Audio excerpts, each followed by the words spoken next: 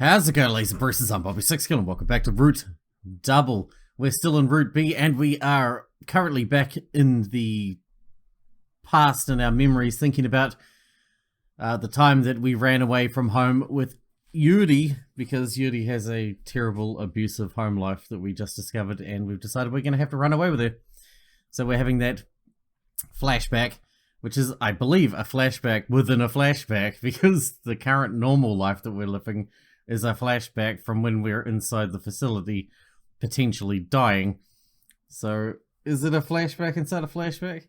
Is this Inception flashbacks? Only time will tell. Let's go somewhere, just the two of us. After he'd said that in the park, Natsuhiko took Yuuri by the hand and first headed back to the Tenkawa household. His mother was late getting back, as usual.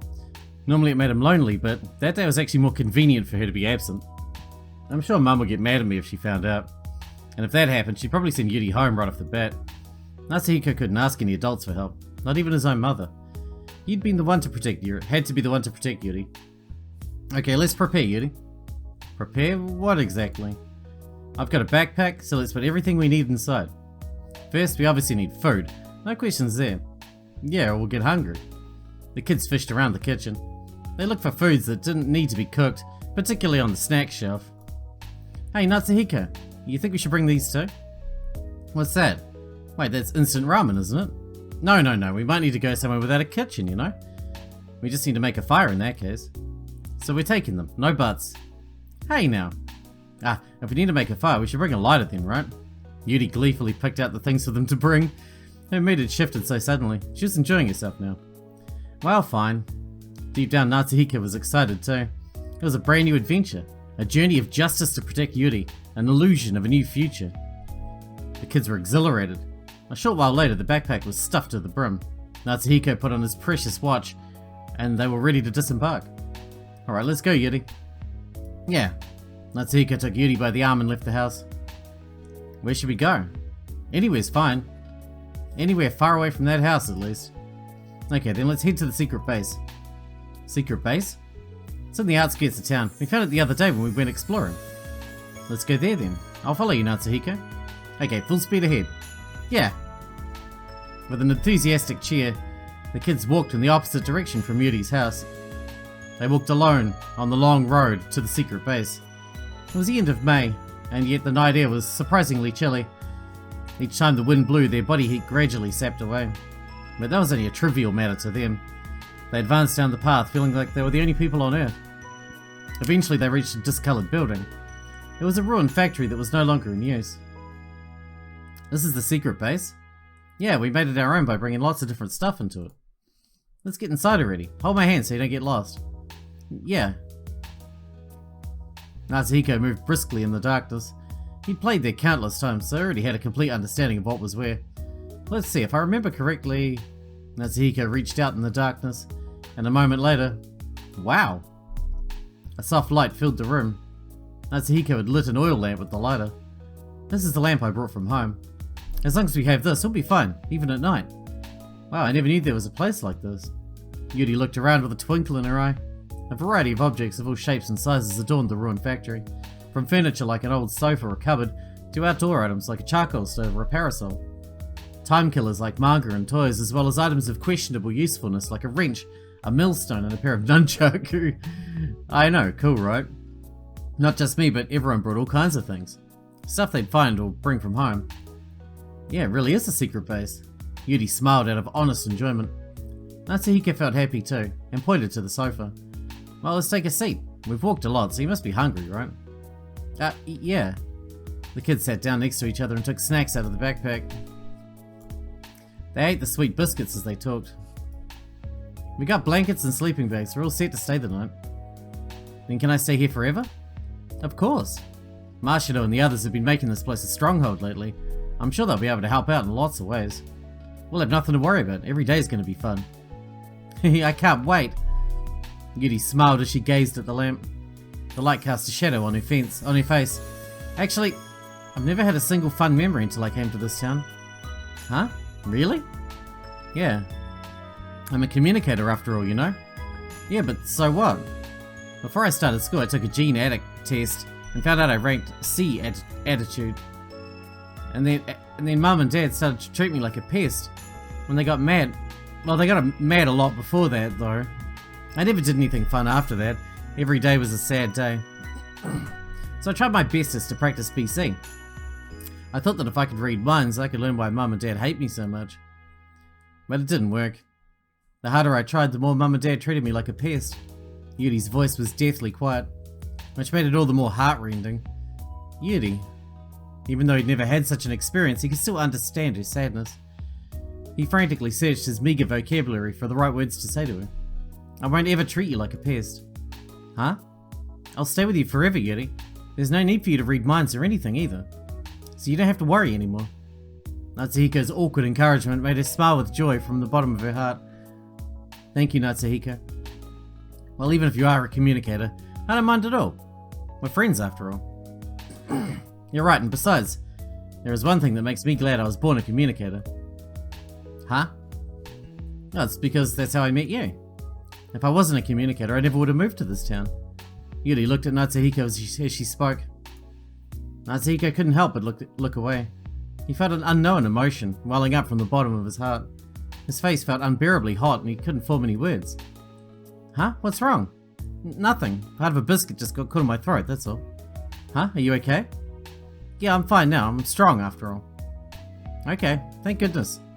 Yuuri sighed in relief. Sadness was no longer anywhere to be seen on her face. Natsuhiko sighed too as he pondered. Thank goodness. Looks like taking her away from home was the right choice. Natsuhiko looked at the lamp. He felt as if he could see a bright future waiting for them reflected in its flames. Looks like Yuuri won't have to cry anymore now. Hopefully she can learn to forget all the sad things that have happened so far. But the moment Natsuhiko felt that optimism, the lamp's light blew out. Huh? What happened? Looks like it ran out of fuel, I guess. Let's resupply tomorrow. Okay. Yuuri's voice was listless. Crap, I should have made sure there was enough fuel. As Natsuhiko mulled over a mistake, Yuuri murmured beside him. Natsuhiko, are you there? Huh? Yeah, why? What's wrong? I'm kind of scared now. Can we stay closer together? Yeah. Natsuhiko huddled up with Yuuri as told. He could feel the warmth of her arm against his, but the air gradually cooled and caressed their skin. Kinda chilly. Yeah. I wonder if Dad's gonna come take me back. He won't, but even if he does, A sound from outside interrupted Natsuhiko. The sound of footsteps. Who's there? It's Dad. Dad's come to take me away. Natsuhiko. Yuuri tugged on Natsuhiko's sleeve. Natsuhiko placed his hand over hers. It's okay, I'll deal with your dad. No, if you make him mad, he'll beat you for hours, Natsuhiko. I don't care if I take a beating if it's for you, Yuuri. No, you mustn't. I don't want you to get beaten either, Natsuhiko. Shh. Natsuhiko panicked and interrupted Yuuri. For even as they spoke, the sound of footsteps got closer. Up to the entrance of the ruined factory. I really do need to deal with them, though. No matter what Yuuri might say.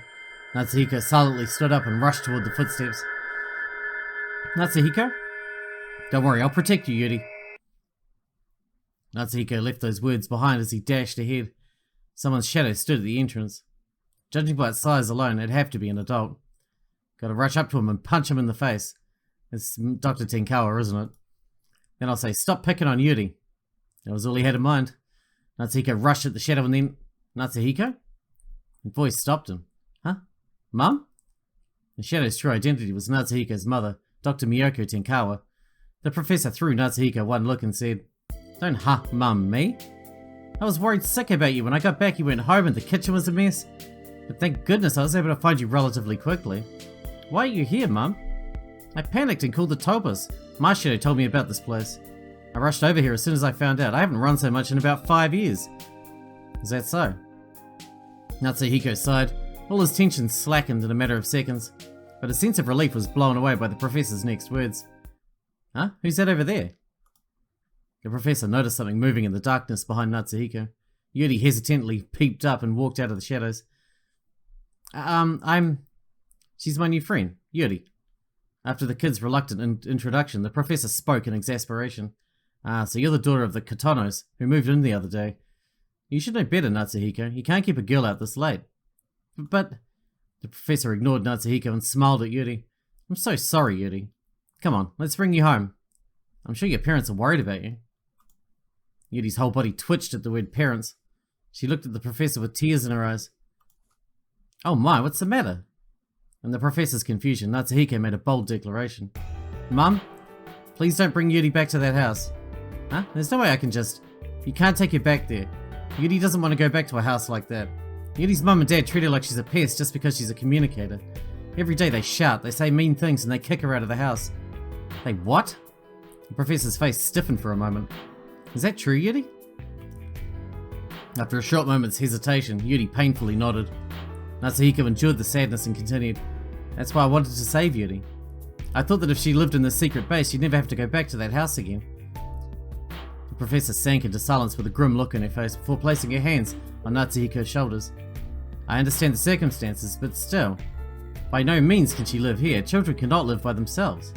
No way, you're so mean, Mum. Yuuri just... And that's why... The professor held Natsuhiko still, as he started pleading with her. I'll do something about this myself. Huh? You can relax, Yuuri. I promise I'll make things right.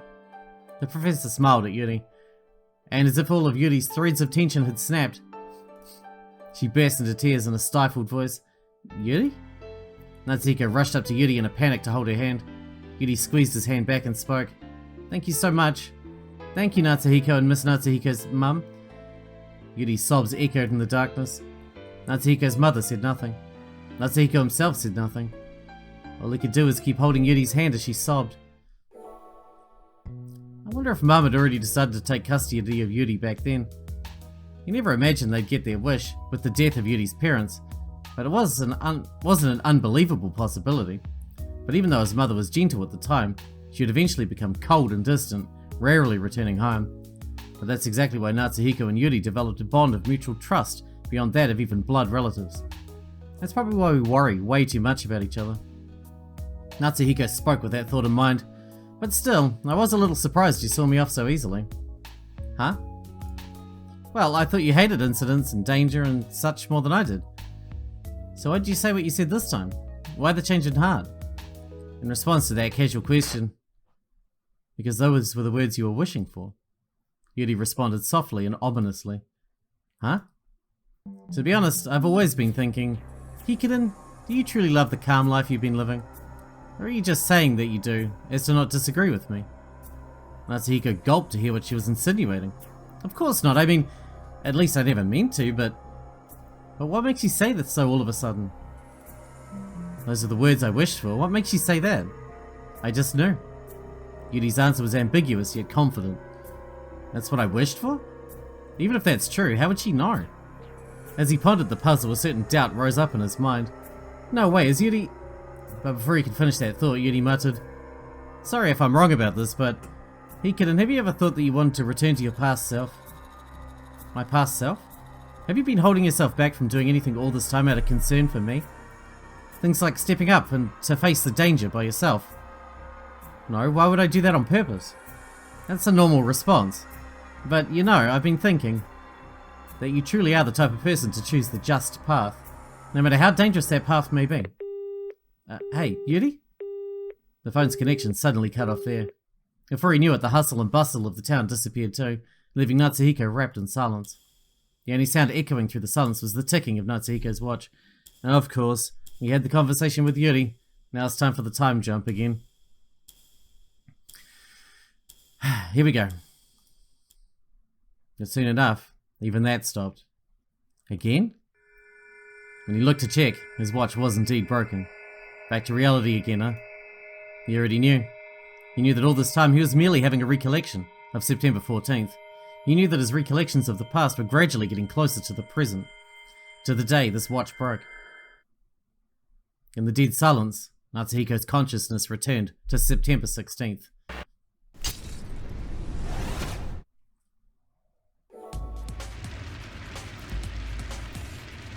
Natsuhiko recalled that long day in just a moment's time.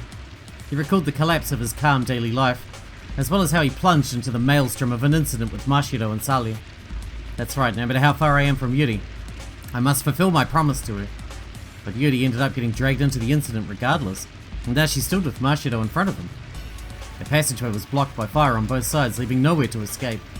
But regardless, hey Hikiden, think hard about the path you should take. Those words fanned the fire burning in Natsuhiko's heart. She's right. No matter what the danger, I'll take the correct path. Or else I may have no hope of overcoming the past. Natsuhiko grabbed Mashido by the hand. Don't ever give up. Well, let's go, Mashido. Huh? Where? Let's take a different path. This isn't the only way to Area 5. Natsuhiko recalled the map he had just seen. This is the path that connects Area 4 and Area 5's outer rings. Even if this path is a dead end, the inner ring path could still be an option. Then if we can get to Area 4's inner ring... Yeah, let's cut back through Area 4's, the Area 4 fire, and enter Area 5 through the inner ring. That gives us a hell of a better chance of survival than staying here and doing nothing. Yeah. Mashido looked a little bewildered, but she replied strongly soon enough. Yuuri smiled as if she were watching over the two of them. Okay, let's go, guys. Natsuhiko took them by the hand and opened the gate on the Area 4 side. And once again, they plunged into the blazing Area 4 outer ring. Natsuhiko gripped the girl's hands tight. Okay, first up, close your eyes, and don't you dare let go of my hand. If you stick with me, we'll definitely escape. Got it. Hiko, be careful.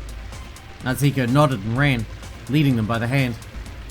Mashido's gait was a little uncertain though, perhaps because of fear. However, Yuuri was surprisingly calm and matched Natsuhiko's pace perfectly.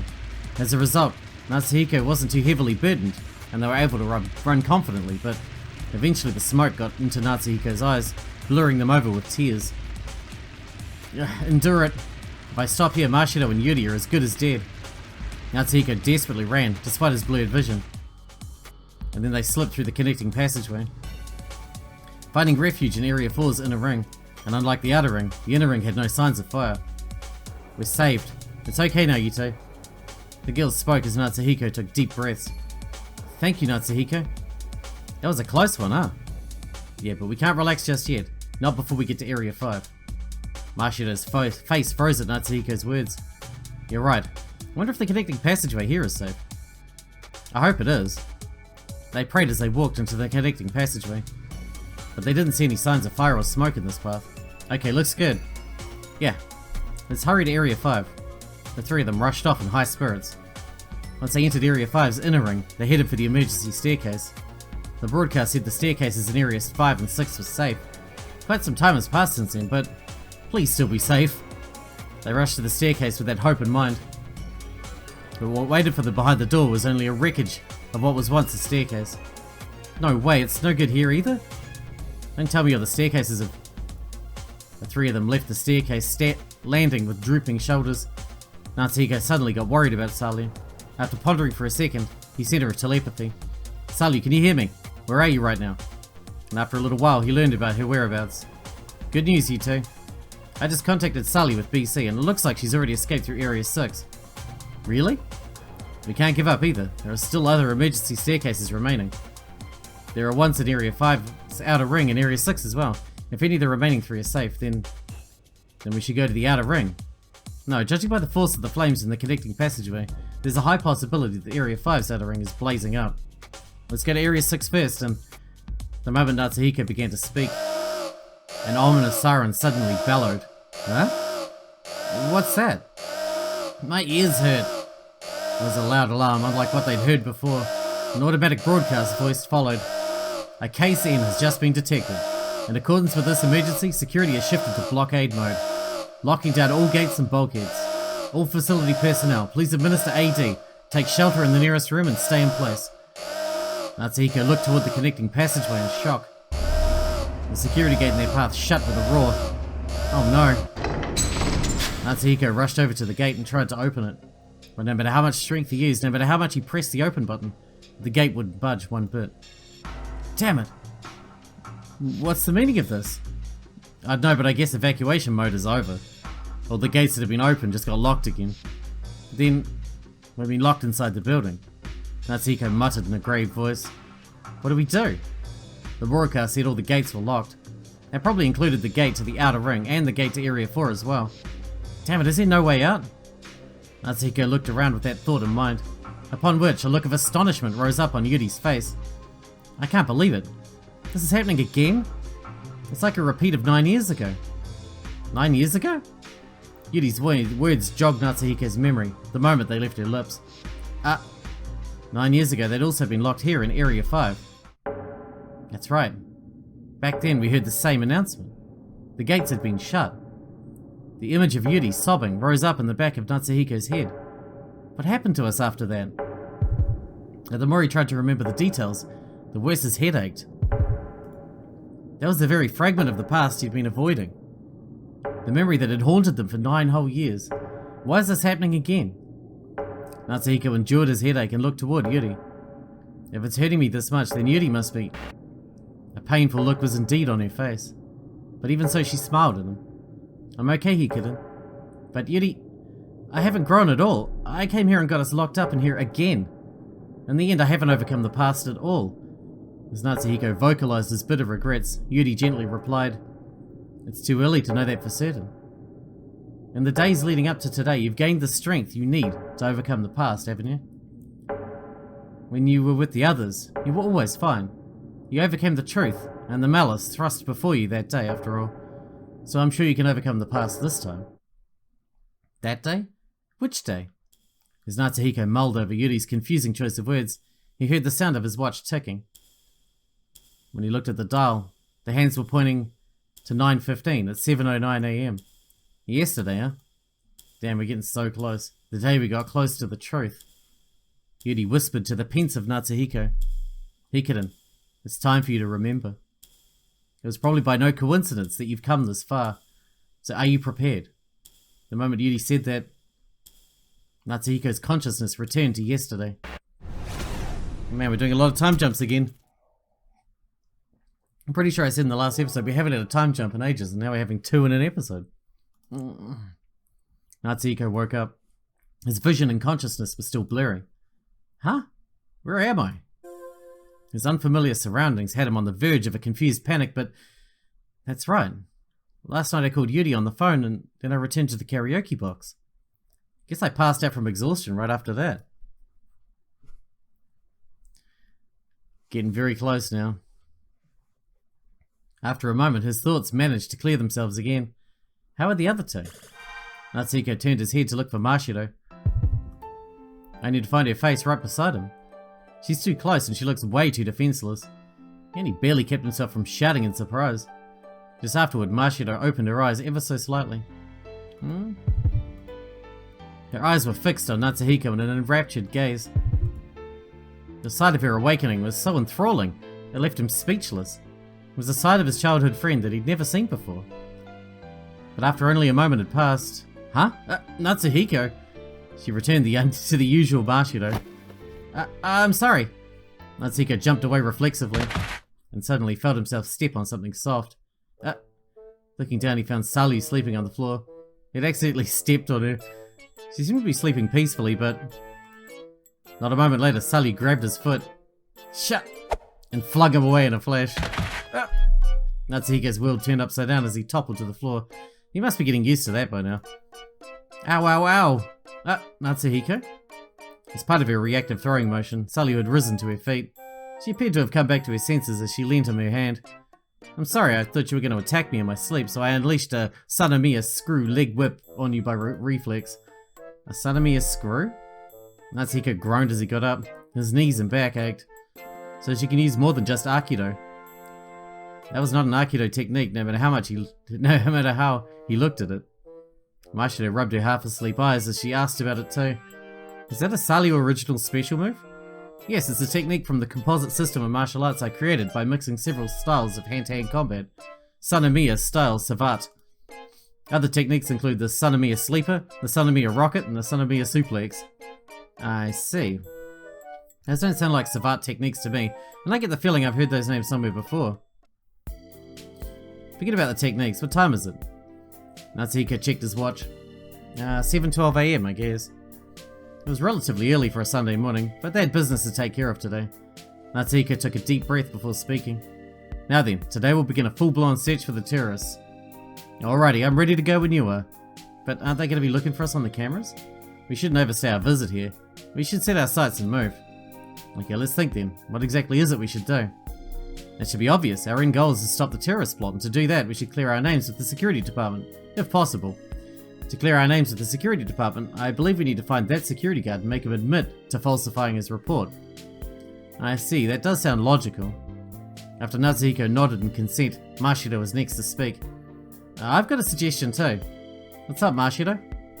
While we work on that front, shouldn't we also search for the man who was on the bus? Yeah, I said it before, but even though he was concealing his face with sunglasses, I think I know him when I see him. If we happen to find him, we just need to tie him up real quick and hand him over to the police. That sounds easier said than done, though. Besides, if he's a terrorist, it's only natural he'd have comrades. I don't think the arrest of one man will prevent a terrorist attack. It would stop the security department from suspecting us, and it'd force the police to start searching too, wouldn't it? I see, that does indeed have merit to it. I know, right? Natsuhiko more or less agreed with that opinion, but don't you think we'd be banking too much on a coincidence to happen? Wouldn't it be important to gain some adult cooperation first? Huh? But the security department's already suspicious of us. No, that's exactly what we need. Why we need help from an adult. An adult we can trust. Ina?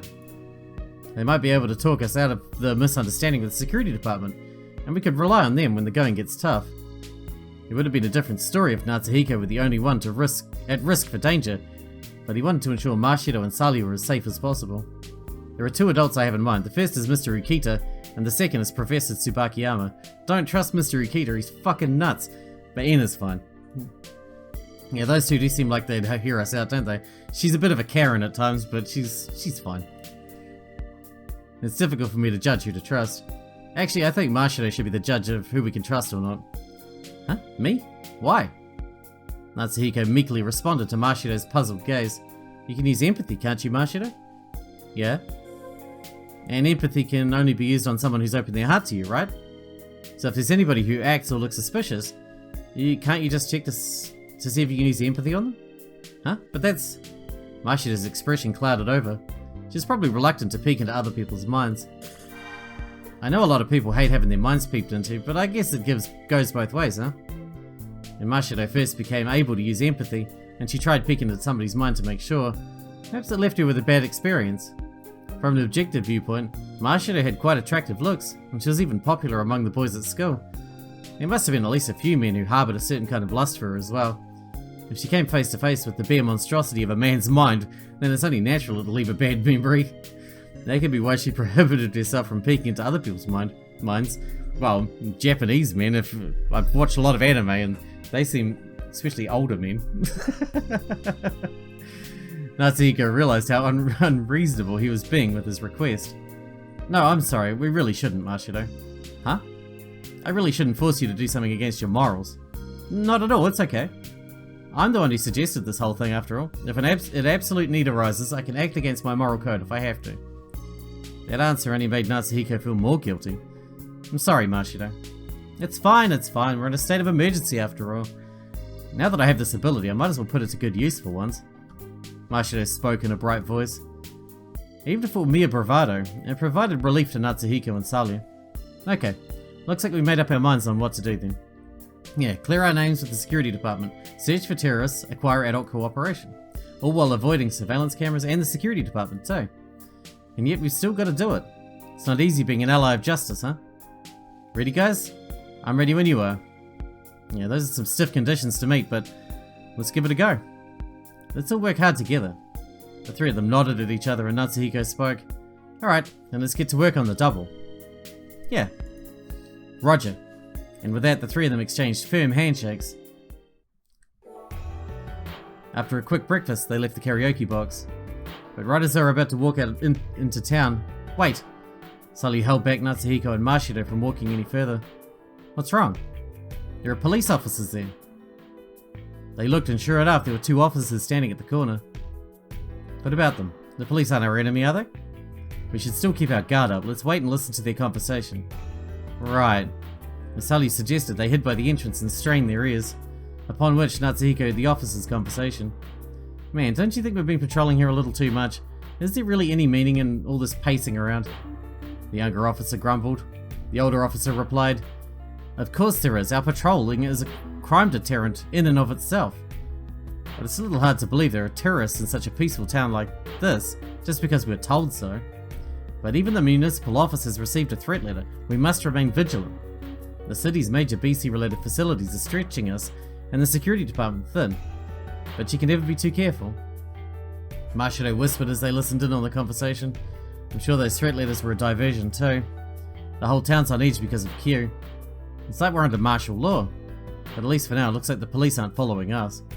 And since the police and security department are busy with other cases, that should mean they've slackened their pursuit of us at least a little. I see, that's good to hear. The kids waited for the officers to leave before heading out into the street. Now then, where should we go first? The PRC? No, that's too far. Let's go somewhere nearby first. Like where? Our neighbour's house, Mr. Ukita's to be exact. And thus they walked towards Ukita's house. Ukita's house is about a 30-minute walk from Centre Street, but they needed to avoid any street surveillance cameras, so the 30-minute distance took over an hour to clear.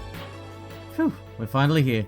And with that, we're going to wrap this episode up, because we're out of time for today. I don't think going to Mr. Ukita's is a good idea, but I've seen him at his worst, and I know he's fucking nuts. But anyway, I guess they should be alright at the moment, because he's not at his worst yet.